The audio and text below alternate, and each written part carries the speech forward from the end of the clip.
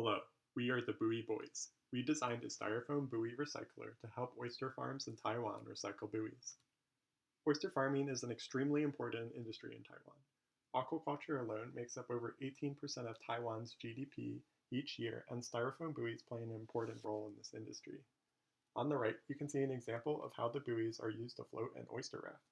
These Styrofoam buoys are cheap and need to be replaced every year since the Styrofoam starts to disintegrate. Once the buoys start to disintegrate, they either end up in the landfill or as marine debris. Since the buoys are cheap to replace and lack any value, there is little incentive to reuse or repurpose the old styrofoam.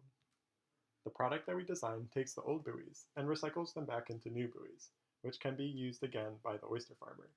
This creates a circular flow of material known as a circular economy. Because the styrofoam is recycled, this creates a monetary incentive for oyster farmers to make sure their buoys do not end up polluting the water or in a landfill. To learn more about how our machine creates styrofoam buoys, join the Buoy Boys in the breakout room.